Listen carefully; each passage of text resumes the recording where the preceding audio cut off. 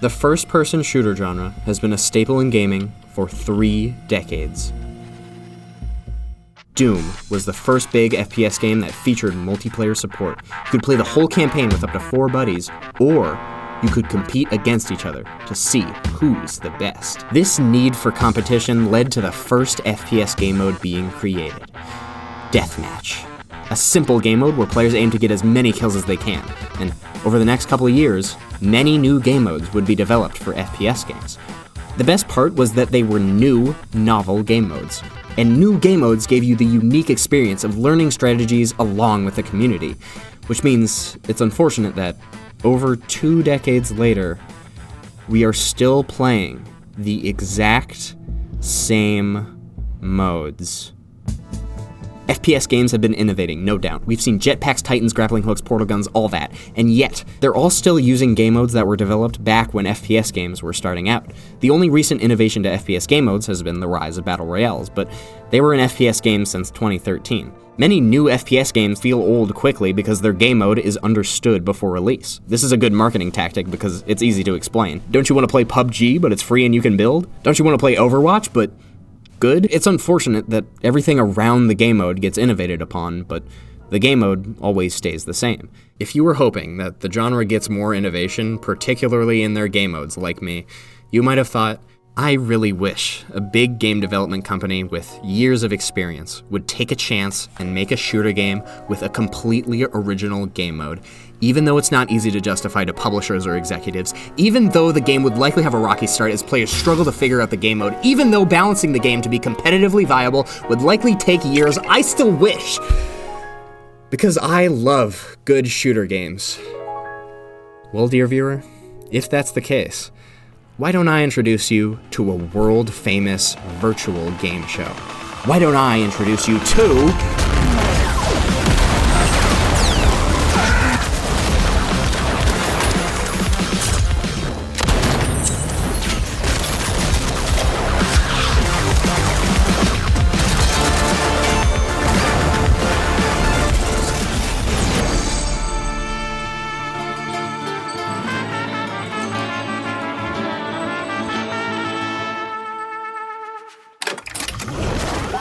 The Finals is a game that came out in late 2023. It was mainly marketed around its advanced destruction physics. This is important to note because, like I said earlier, new innovative game modes are hard to explain and sell to people. So the main game mode, Cashout, wasn't even really advertised because it's a completely original idea and isn't like most game modes. And because it's really hard to explain, this makes my job of discussing it to viewers that have never heard of it very challenging. Which is why you're going to play a round of Cashout. Oh, don't look so confused. The best way to learn is by doing. I'll narrate and visually tell the story of your round. You just have to focus up. Sound good, contestant? Great. Your virtual arena is waiting.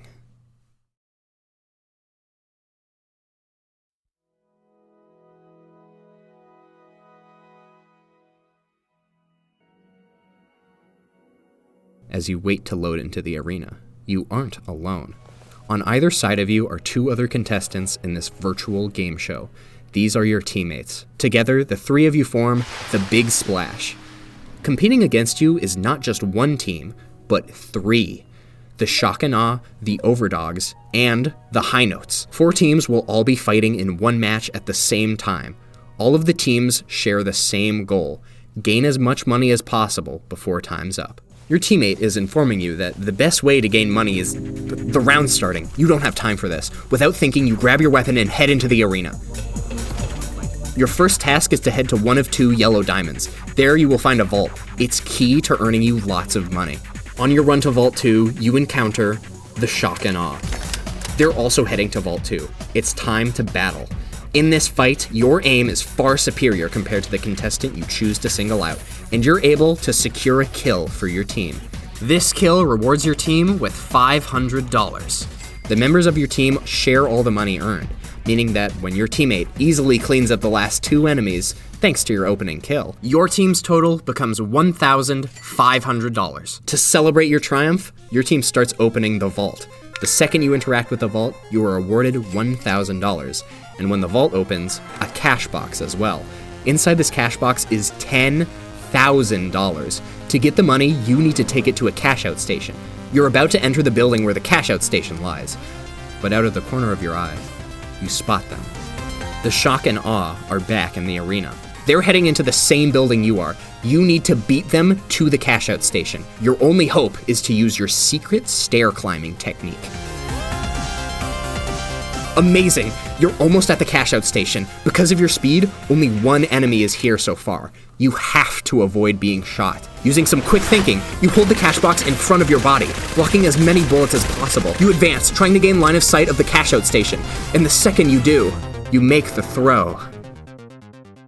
The cash-out sequence has started, and you're immediately awarded with $2,000. Good job. Because of you, your team's total is now $4,500. You feel like celebrating. It's too bad that the shock and awe don't feel the same way. You just died. A team wipe means your whole team has to wait out a respawn timer. Let's back up here. That cash out was worth $10,000. When you inserted it, you earned 20% of that $10,000. The other 80% is currently inside the cash out station. Whoever is in possession of the cash out station, when its timer is up, will earn the remaining 80%. You had possession because you inserted the cash box, but all it takes is 7 seconds for the shock and awe to steal it back. When you respawn, you say confidently to your team, "Hey, they stole our cash out from us. We still have plenty of time to steal it back. Let's teach them a lesson." However, your teammate protests. We spawn so far from them that by the time we make it to the cash out station, the timer on it is going to be almost done. Let's cut our losses and go to a closer objective. You realize that the game at large is much bigger than your petty squabble with the shock and awe, because there are 4 teams in this round. That means everything you've done up till now has been happening on the other side of the map to the overdogs and the high notes. They both fought over a vault, a cash box, and then the overdogs got wiped. Once they respawn, they'll fight the shock and awe, just like you once did. Meaning you can go take their spot over here and start fighting the high notes. The high notes are caught off guard by you. By sticking together, you're able to defeat all their members, and you steal their cash out with plenty of time to spare. Your teammate remarks to you, "The best cash out contestants don't get tunnel visioned into one single objective. Instead, they're always reconsidering the best move based on new information." The cash out finishes, and your team gets awarded $8,000. After the cash out finishes, another vault spawns, and the loop of fighting for a vault, racing to deposit a cash box, and defending a cash out station repeats. The only difference is that every time you go through the loop, the cash out is worth more money. By this third time is usually when the match's timer meets its end, which is exactly the situation you find yourself in. Let me set the scene. You did good over the course of the match, but the shock and awe did better. They are so far ahead that you wouldn't catch them even if you finish the cash out you're protecting. But you aren't worried about getting first, because you know that in cash out, the top 2 earning teams will win the game. So even though you can't place first, you can place second, which is just as good. But you aren't out of the woods yet, because the high notes and overdogs are going to try and steal the final cash out from you because you're their direct competition. The overdogs reach you first. Unfortunately, both of your teammates died from a previous fight. They have respawned but are far away. You try and hold off all 3 members of the overdogs alone, but they are relentless. To make matters worse, your other 2 team members have just encountered the high notes. It's a 2v3 down there and a 1v3 where you are. You feel like all hope is lost. But then, you're reminded of your teammates' wisdom from the beginning of the round. The best cash-out contestants, they're always reconsidering the best move based on new information. You abandon the cash-out station to be stolen by the overdogs. To others, it may seem like a cowardly play, but to you, it makes perfect sense. If the overdogs capture the point, they get $17,600 when time's up. Not enough money to take second place from you. So you instead go fight the high notes with your team, knowing that second place is safe if you just stay alive. But by the time you get there, the high notes have killed both your teammates. But they are weak enough to realize that if they stay to fight you, they won't be able to steal the cash out as time is running thin. So they leave you, and you revive your teammates. But by the time your teammates are up, you realize the high notes have recovered, killed one of the overdogs, and stolen their cash out when the overdogs went to revive their teammate. This is very bad news for you, because the overdogs couldn't have stolen second place from you, but the high notes just barely can. Their 4,000 plus 17,600 is only 21,600. But stealing a cash out gives you 1,000 extra dollars, and they also get 500 for killing a member of the overdogs. $23,100. If they get this cash out, they win by $1,300. Your teammate exclaims that you have to get to the cash out station right now and steal it or all is lost. But you remember that good cash out players are always changing their goals based on new information. So you decide to throw a sonar grenade away from the point on a whim, and the game reveals where every member of the overdogs are hiding. The overdogs are complete pushovers if engaged with the rest of your team, and even though they don't own the objective, when you decide to slaughter all the members of the overdogs, you are awarded, and you just barely keep second place by only $200. Amazing triumph. Because you defended your second place spot, you've won. Well, at least this round of the tournament. That's right, this entire round was actually just a small part of a much bigger tournament. The top 2 teams from both of these rounds go on to fight each other in another round. Then, the top 2 teams from that will progress into the finals. In the final round, the rules are simplified for the 2 teams fighting head-to-head. It's now a competition of which team can score 2 cash-outs first. And if you did all that, then you would win the whole tournament, reigning supreme above 8 teams made up of 24 players. With all that concluded, you now know how Cash Out works, and I think you'll agree with me that it's one of the most unique game modes to have been created for an FPS game in recent years. You move through so many different ways of playing the objective. Racing to a vault to open it, like, well, a race, then running the cash box to plug it while the enemy tries to get it off of you is sort of reminiscent of football. Then defending the cash out station is like a Defuse game mode, but when the enemy defuses, you get a chance to defuse it back, sort of like King of the Hill. It borrows so many different ideas from so many different game modes and games that it becomes its own thing. The good poet wields his theft into a whole of feeling which is unique, utterly different from that from which it was torn. T.S. Eliot. This game mode might not literally be good poetry, but it feels like it is. Welcome to the intermission. This video is meant to be watched in chapters. If you'd like to take a break and come back to this video, now's the time to do it. I'll recap in the next chapter. Really quick, I want to talk about some recent revelations I've had. I realized that I want to, above all, build a strong community. Introducing Gallantry's Gallery, my Discord server. I respond to pings, we have events, I do secret streams and tease the next video, but above all, there's a lot of really cool people here into art, stupid jokes, and, of course, the finals. You can find the link in the description or the pinned comment. We'd love to have you. Anyway, Chapter 2.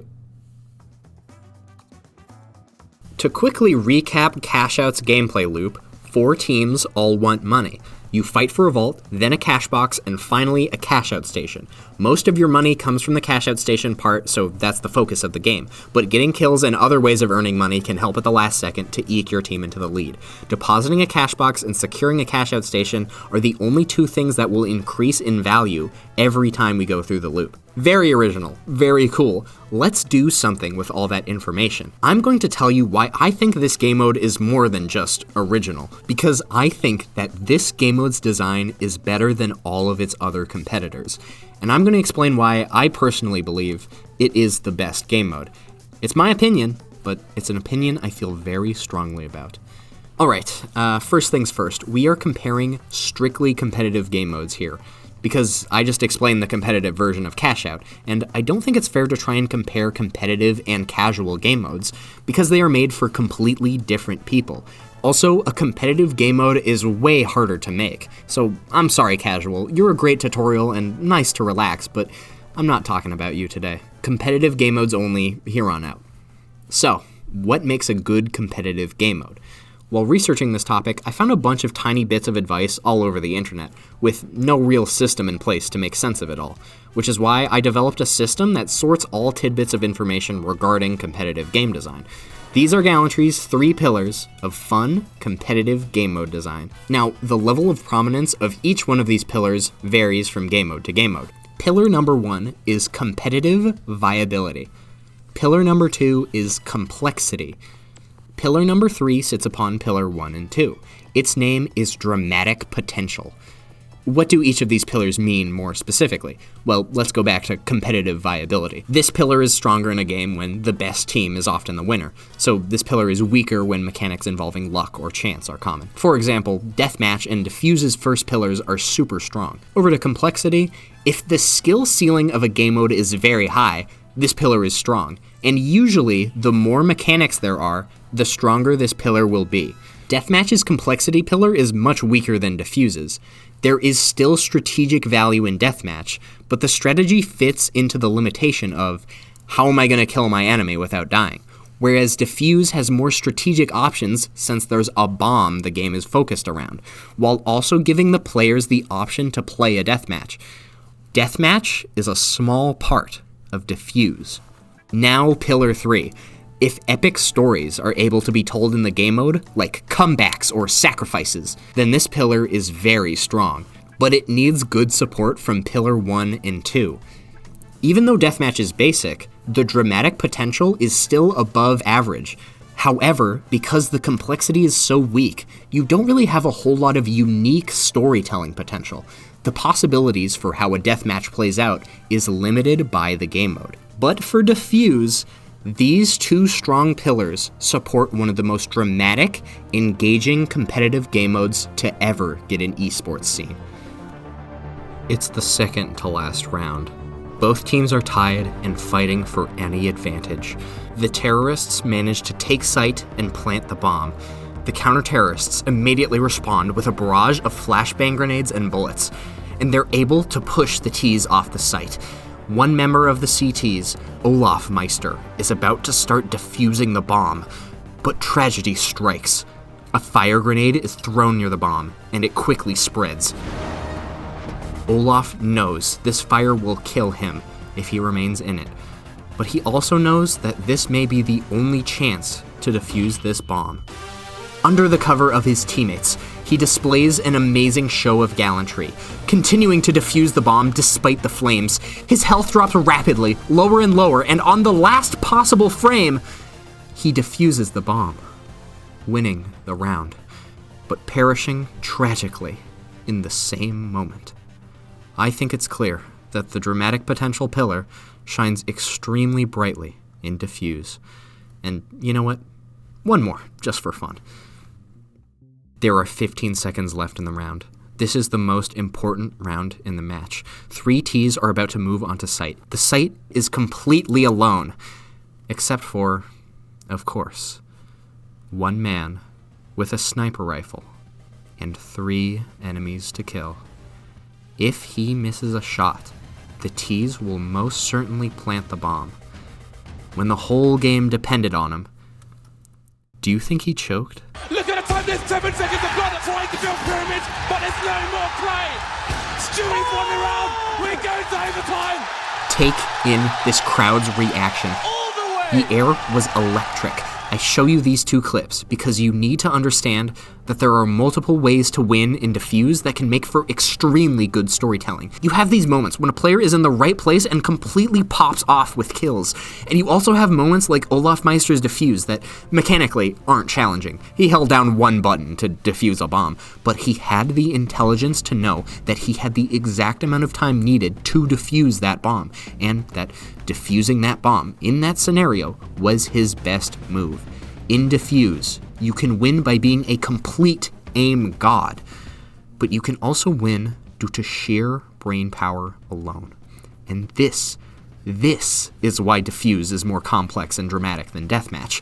And I think this pillar structure is much more fun than this one, and I think most people agree. But why is that? Beyond just the fact that stories are interesting, why is this format so much more dominant right now than Deathmatch? Well, remember, it wasn't always like this. I mean, it couldn't have, because Deathmatch came out before Defuse. So let's put that into perspective, like on a timeline. Great, and now display our pillars. All right, now let's add in more game modes. It's hard to find exact dates, but this is vaguely when they released. Now, all the data looks kind of scattered, right? Okay, well, let's focus on just one pillar then, the complexity. Now that tells us a bit of a better picture. Look at how over time the game mode's complexity gets stronger and stronger. This is because, over time, gamers felt they understood the less complicated game modes and started looking for a bigger challenge. Now, like I said at the beginning of the video, there haven't been many new game modes released in the shooter genre, so all of this data is blank. But let's think for a moment on where we would expect a popular game mode's complexity to be if it was popular in, say, 2017. Well, if it follows this trend, probably pretty high. Well, luckily for us, one game mode did get pretty popular in 2017. Yeah, Battle Royales. Can you even argue that they aren't the most complex competitive FPS game mode? You've got so many places you could land on an absolutely massive map, where you're usually competing against close to 100 players. There's a massive storm that tries to kill you have to worry about, managing your inventory for ammo, healing items, grenades. Your whole loadout really is able to be picked up over the course of a match. You can revive down teammates and or grab a respawn card. It is so complicated, and that makes sense for the trend we see in complicated games. So you would think that Battle Royales have a super strong dramatic pillar, but they really don't. I don't have too many amazing stories to tell you like I did with Defuse, because Battle Royales are complex in areas that don't support the dramatic potential of a match. Take a look at some of these clips. These are insane highlights, but this is how all games end, basically. It's always, okay, I've either got to get a bunch of kills and or survive as long as I can. What does that remind me of? Deathmatch. Battle Royales are just super complicated deathmatches, because your score is determined by your placement plus kills. That is very important for everyone to understand, because not a lot of people realize this. Listen up. A casual Battle Royale's win condition is just be the last team standing. Pretty dramatic.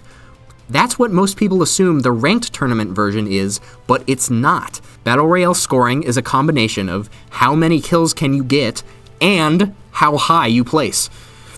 That is a deathmatch with some pain. You might ask, if a Battle Royale is basically just a complicated deathmatch, why is Defuse not? Defuse is different from this because there are multiple win conditions that aren't just figuring out how to kill your enemies. For example, the fact that Olaf Meister can win a round with just his brain.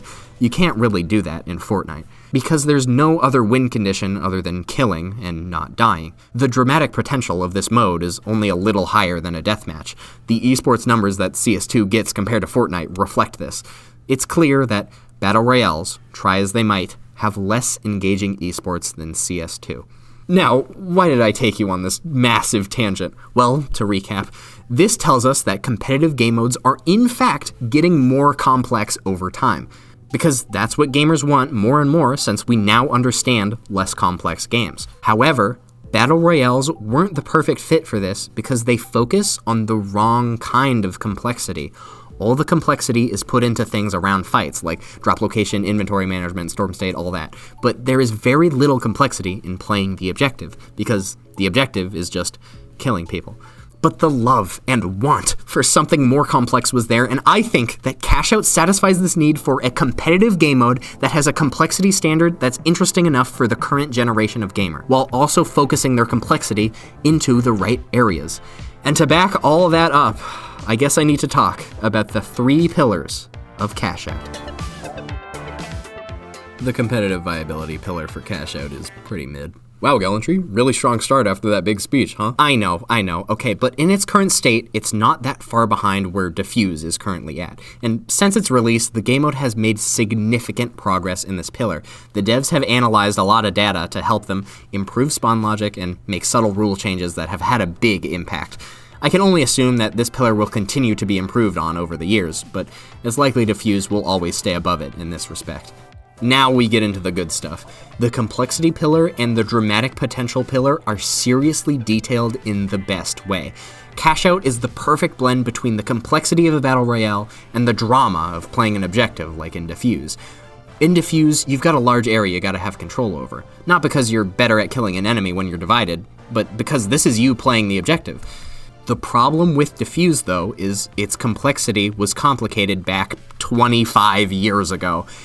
It's not as complicated after we've had a quarter century to study it, meaning that you play the objective the same ways every single round. It's intense, but it's familiar. Now with Cashout, protecting the objective tooth and nail is just a small part of the game. Just like how in Defuse, focusing on getting kills and not dying is a small part. Deathmatch is a small part of Defuse. Defuse is a small part of Cashout. In Defuse game modes, your win condition is always obvious. Okay, I'm attacking, so I need to plant the bomb and defend the bomb from being defused. Okay, I'm defending, so I have to not let the bomb get planted. You always understand the win condition, and so do your enemies. This isn't really the case in Cashout. To best illustrate this, please take a look at this clip. I am about to be eliminated from this tournament in 3rd place. Both of my teammates left the game, so I'm completely solo. And it's overtime, so the other Cashout station has despawned, leaving just the one. The first thing I'm thinking of is how impossible going into this last Cashout alone would be. Now, if this were Defuse, I would have to go in isolating 1v1s, taking risks on where enemies are, playing at peak performance and hitting all my shots, all to probably fall short in the end. But this is Cashout, where sometimes you can work smarter rather than harder. I turn the opposite way and head to collect a lone cash box on the other side of the map. I have to kill a pink enemy for it. I then make my way all the way back to the Cashout station with the box in hand. Multiple people try and take my life on the way. I'm going to try and double deposit this cash box because Orange Team is in first and has possession of it, meaning that I'll get enough money to take 2nd place from Purple when I deposit.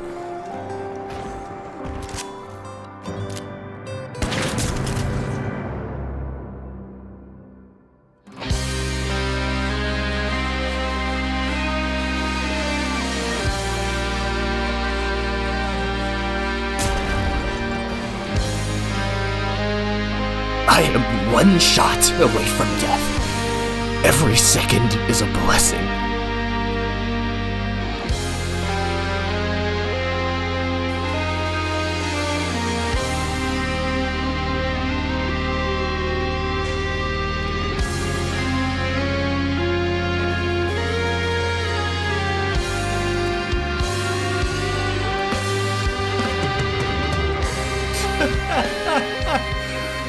I just qualified due to pure brain power and a little bit of movement.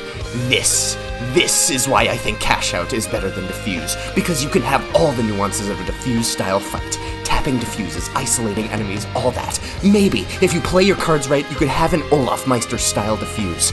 But there's this whole other layer to playing the objective. And if you pay very close attention, sometimes you can avoid big fights entirely. Way more than you can in Defuse. And that is why I think Cashout is the best FPS game mode.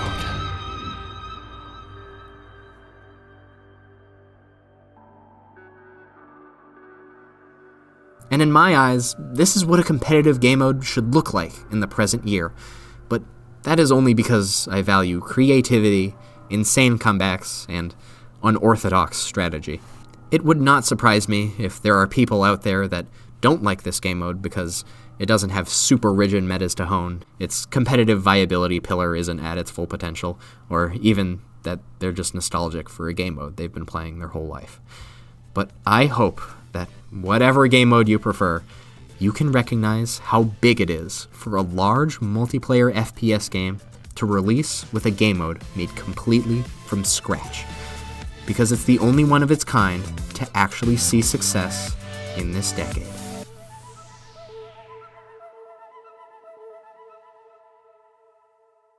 Hey, thank you for watching. The best way for you to help me right now is joining the Discord. We've had people who don't even know what the finals is stick around and talk regularly. Whoever's listening, you're welcome here. Here's some important credits. Big thank you to my friend Rob for making 3 original music compositions for this video. One of them you are hearing right now, its sister track, and this heavenly and ominous track. On to the acting credits. The entire sequence of you playing out the round was acted out in-game by so many villagers in my Discord server, including AJ, August, Corey, Flint, Hamoud, Ahmed, Magica, Mihao, and Tiberzan. Thank you all so much. There's no way I'd be able to animate that whole sequence, so you guys made that part possible. Maybe join the Discord if you want to directly help out the video like this. Now, to make some truly final remarks. Cashout's story has yet to be written. Unlike the other game modes in this video, it's not widely popular. Not because it's bad, but because people just don't know about it. At the end of 2025, the game will get esports. And at that point, this video will either look really silly, or Cashout will have a beautiful place to shine. It all hinges on how strong the competitive viability pillar is. If it's weaker than I estimated, there's a chance rules will have to be added that weaken the other pillars. Doomed to the same fate as Battle Royales. Competitive and fun, but never living up to its potential. Everything hangs in the balance. Adios.